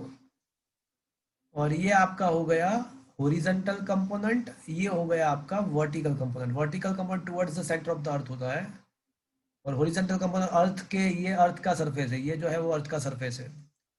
Horizontal component parallel to earth surface होता है, ये मैग्नेटिक फील्ड का डायरेक्शन है, और ये वर्टिकल। तो एक चीज कंफर्म्ड है कि मैग्नेटिक मेरिडियन के अंदर ही एंगल ऑफ डीप होता है।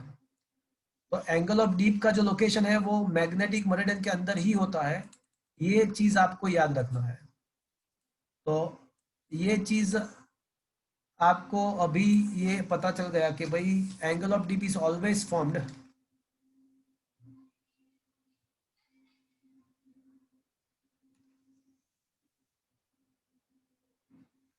angle of deep is always in a magnetic meridian.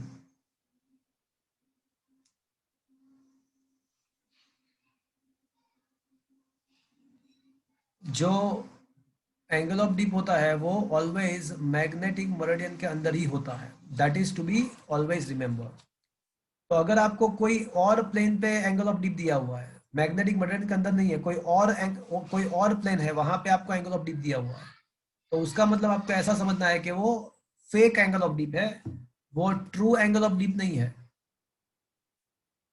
तो अब very important shortcuts for JEE and NEET. तो अब जो है ना वह मैं बहुत ही इंपॉर्टेंट कुछ कंक्लूजन्स निकालने वाला हूं। This is very important for the JEE and NEET. Number 1, friends don't go anywhere, कोई कभी अभी जाना नहीं है, किसी को जाना नहीं है, 10 मिनट आपको वेट करना है। I am going to derive a very important results. Number 1,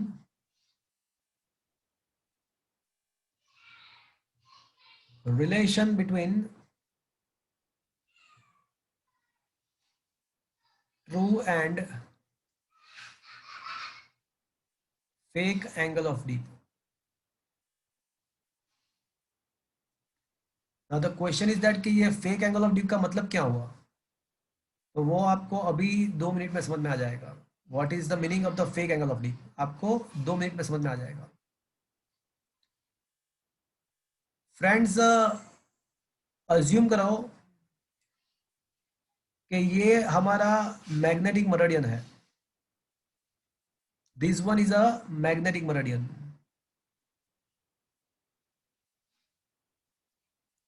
तो एक्चुअल एंगल ऑफ डीप जो होता है वो ये मैग्नेटिक मेरिडियन के अंदर ही होता है। एक्चुअली जो एंगल ऑफ डीप होता है ये मैग्नेटिक मेरिडियन के अंदर ही होता है। बट कोई ऐसा प्लेन है कि जो मैग्नेटिक मेरिडियन के साथ उसका जो एंगल है, ऐसा कोई प्लेन हम अज्यूम कर रहे हैं कि जो मैग्नेटिक मेरिडियन के साथ उसका जो एंगल है वो थीटा है। कोई ऐसा एक प्लेन हम अज्यूम कर रहे हैं जिसका मैग्नेटिक मेरिडियन के साथ जो एंगल है वो थीटा है। मतलब यहाँ पे ऊपर से आप देखोगे तो यहाँ पे एंगल थीटा फॉर्म हो रहा है, और that is some other plane. अब ये कौन सा प्लेन है वो पता नहीं है, बट मैंने है ना वहां पे मैग्नेटिक नीडल को रखा, मैंने मैग्नेटिक नीडल को इस प्लेन में रखा, तो वो कुछ ऐसा अलाइन हुआ। तो मुझे क्या होगा कि भाई ये मैग्नेटिक नीडल हॉरिजॉन्टल के साथ जो एंगल फॉर्म करेगा वो एंगल ऑफ डीप होगा, और ये मैग्नेटिक फील्ड का डायरेक्शन होना चाहिए। बट फ्रेंड्स ये गलत हो गया। क्यों गलत हो गया? बिकॉज जो एक्चुअल मैग्नेटिक फील्ड होता है वो कहाँ पे होता है, वो पीछे की साइड मैग्नेटिक मेरिडियन में होता है, और एक्चुअल एंगल ऑफ डीप भी कहाँ पे होता है, वहां पे ही होता है। तो ये जो है वो फेक एंगल ऑफ डीप है, ये फेक मैग्नेटिक फील्ड है, और ये उसका फेक हॉरिजॉन्टल कंपोनेंट है, ये उसका फेक हॉरिजॉन्टल कंपोनेंट है, और ये इसका फेक वर्टिकल कंपोनेंट है। तो सब कुछ फेक, ओरिजिनल जो चीज होती है वो कहाँ पे होता है फ्रेंड्स? सारे ओरिजिनल जो चीज होती है, original magnetic field, original angle of deep and original vertical and horizontal component, that will be in the backward back side magnetic meridian, वहां पे वो सब चीज होती है। ये तो सारा चीज फेक हुआ। तो फ्रेंड्स अब क्वेश्चन ऐसा है कि ऐसा हुआ क्यों? अगर यहाँ पे कोई मैग्नेटिक फील्ड ही नहीं है तो ये नीडल यहाँ पे ओरिएंट क्यों हुआ? तो रीजन ऐसा है कि पीछे की साइड जो ओरिजिनल मैग्नेटिक फील्ड होता है, उसका ओरिजिनल मैग्नेटिक फील्ड का जो हॉरिजॉन्टल होता है वो यहाँ पे होता है, that is original B H. और यहाँ पे ओरिजिनल बीवी होती है, तो उसके कुछ कंपोनेंट्स होते हैं, उसके कुछ प्रोजेक्शन होते हैं, वो ये फेक मैग्नेटिक फील्ड प्रोड्यूस करते हैं। ओरिजिनल मैग्नेटिक फील्ड का जो हॉरिजॉन्टल एंड वर्टिकल कंपोनेंट है, उसके कुछ कंपोनेंट, कुछ प्रोजेक्शन यहाँ पे होते हैं, और उसके द्वारा ये मैग्नेटिक नीडल यहाँ पे ओरिएंट होता है। बट एक चीज कंफर्म्ड है कि ये जो फाई है, फाई वो मैग्नेटिक मेरिडियन में नहीं है। तो इसका मतलब क्या हुआ कि ये फेक एंगल ऑफ डीप है, फेक एंगल ऑफ डीप है ये।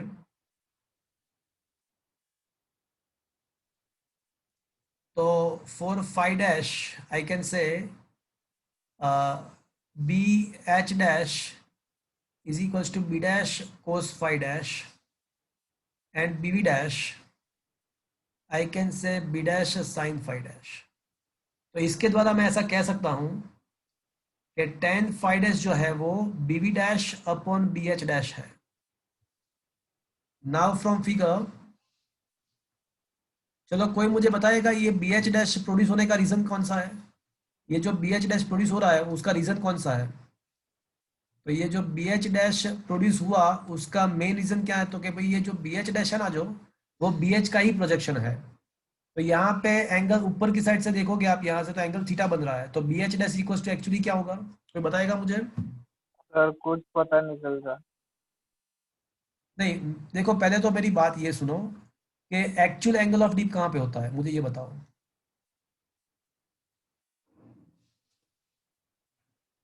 एक्चुअल एंगल ऑफ डीप कहाँ पे होता है, मुझे ये बताओ पहले। मैग्नेटिक मेरिडियन के प्लेन में। हाँ, तो अब यहाँ पे आपने फिगर देखा तो वहां पे मैग्नेटिक मेरिडियन कौन सा है? वो ब्लैक वाला। ब्लैक वाला, ओके। और मैंने उसके साथ कोई एंगल थीटा फॉर्म हो रहा है ऊपर से देखने से, ऊपर से देखने से कोई एक अलग प्लेन है, वो एंगल थीटा फॉर्म कर रहा है। तो मैंने वहां पे मैग्नेटिक नीडल को रखा, तो वो कुछ डीप एंगल पे उसका ओरिएंटेशन हुआ। तो मुझे पहले ऐसा लगा कि भाई ये जो हॉरिजॉन्टल है उसके साथ जो एंगल बनेगा उसको एंगल ऑफ डीप बोलना पड़ेगा, because according to definition. But वो एक्चुअल एंगल ऑफ डीप नहीं कह सकते हम उसको, because actual angle of dip तो कहाँ पे होता है? सर तो नीडल डायरेक्ट मैग्नेटिक मेरिडियन में ओरिएंट क्यों नहीं होती? नहीं होगी ना, बिकॉज वो प्लेन उसको थोड़ी जाने देगा, वो प्लेन उसको जाने थोड़ी देगा वहां से। वो प्लेन है, फिजिकल प्लेन है कोई, अच्छा, ओके, थोड़ी उसको जाने फिजिकल देगा। प्लेन है तो सर वो तो रीजन तो नॉर्मल फोर्स ही रहेगा ना, नॉर्मल मेरी बात सुनो, रिएक्शन। मेरी बात सुनो। ये आप देख रहे हो, ये पीछे एक प्लेन है और एक आगे प्लेन है। तो ये पीछे का जो प्लेन है ना, या तो ये एक्चुअल मैग्नेटिक मेरिडियन है, और इसके आगे मैंने ऊपर से 30 डिग्री एंगल पे, ऊपर से देखेंगे तो 30 डिग्री एंगल पे, 30 डिग्री एंगल पे मैंने एक प्लेन यहाँ पे रखा हुआ है। और यहाँ पे मैग्नेटिक नीडल मैग्नेटिक मेरिडियन में नहीं, ये मैग्नेटिक मेरिडियन है, उसके साथ 30 डिग्री एंगल फॉर्म हो रहा है, ऐसा कोई दूसरा प्लेन है, और वहां पे मैंने मैग्नेटिक नीडल को रखा, तो वो ऐसे ओरिएंट हुआ। मतलब क्या हुआ कि दूसरे प्लेन में मैग्नेटिक नीडल ने कुछ डीप एंगल से सेट हुआ, और वो जो एंगल है वो हमारे लिए फेक एंगल ऑफ डीप होगा, because actual angle of dip तो मैग्नेटिक मेरिडियन के अंदर होगा। चलो अब बताओ क्या पूछना चाहते हो?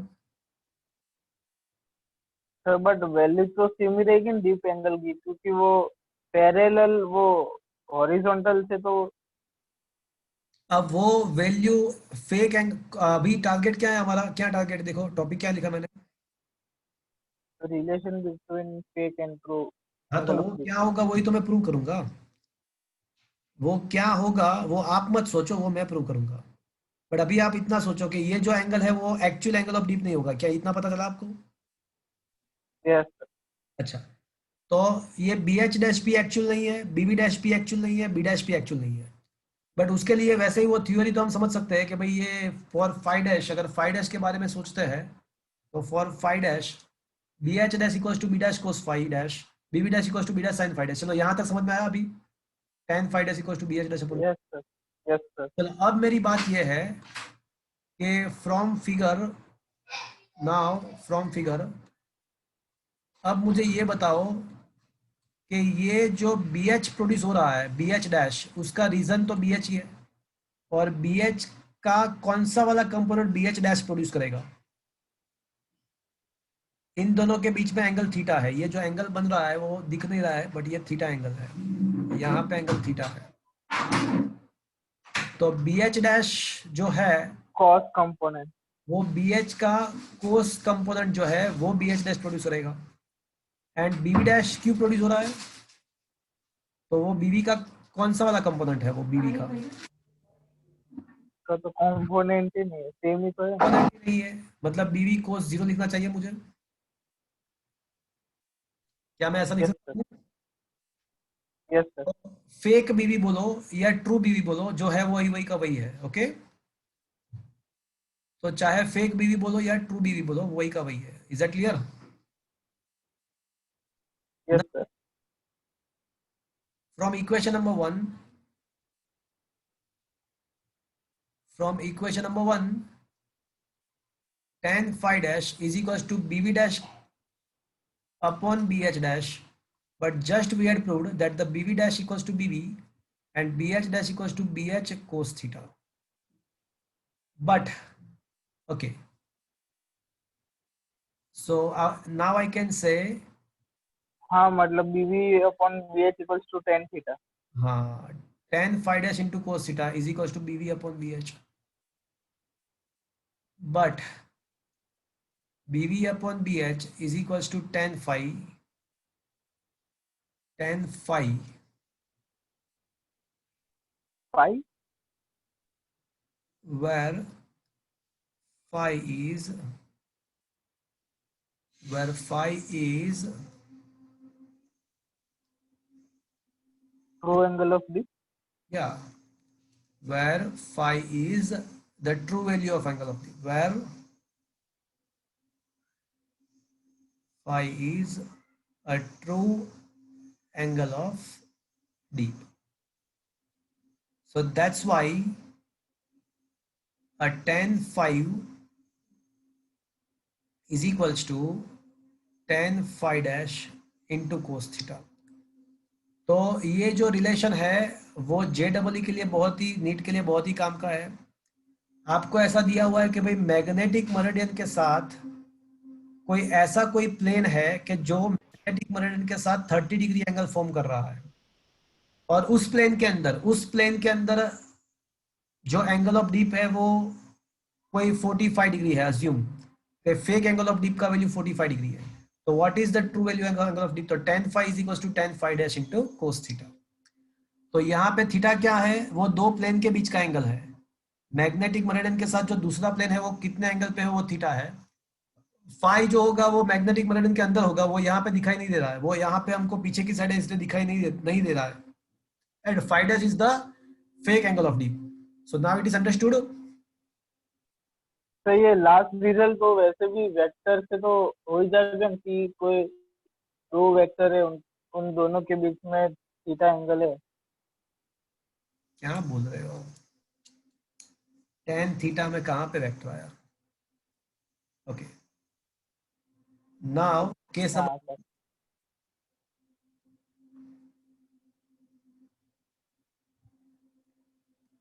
if two planes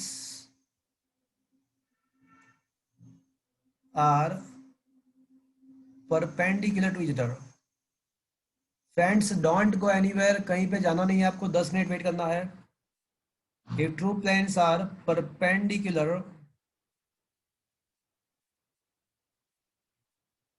to each other and fake angle of deep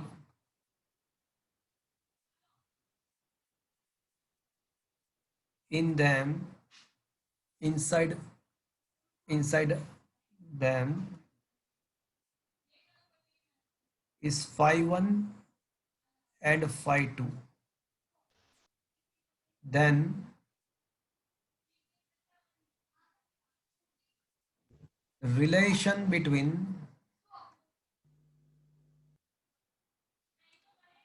phi 1 phi 2 and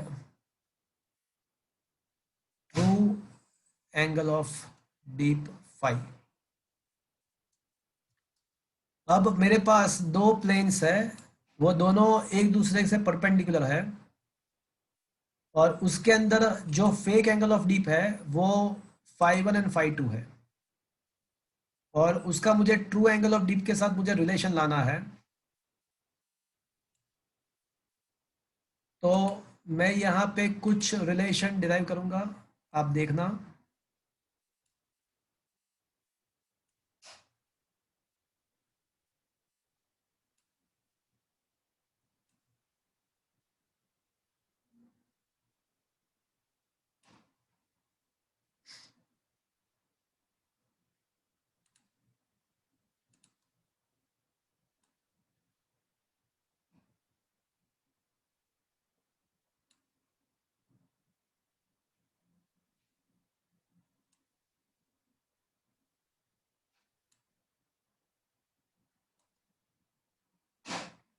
okay,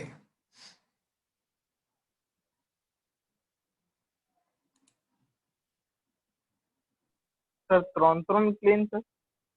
या સર તો આ કેસ કાલે રાખો ને. તારે શું કામ છે? સર ભૂખ લાગે છે.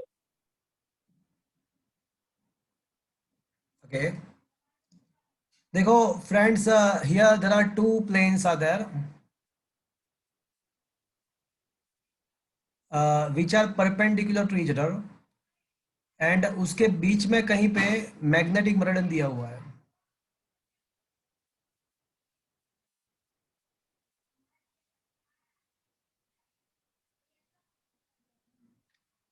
So I think now you can understand what is the situation exactly.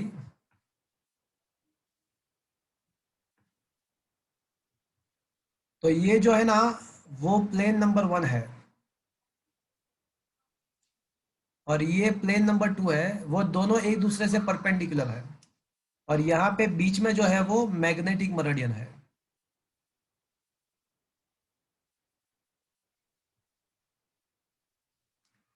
और मैं ऐसा अज्यूम कर रहा हूं कि प्लेन नंबर 1 के साथ जो एंगल फॉर्म हो रहा है वो थीटा 1 है। मैग्नेटिक मेरिडियन का प्लेन नंबर 1 के साथ जो एंगल फॉर्म हो रहा है वो थीटा 1 है। तो कोई मुझे बताएगा कि प्लेन नंबर 2 का मैग्नेटिक मेरिडियन के साथ कितना एंगल फॉर्म होगा?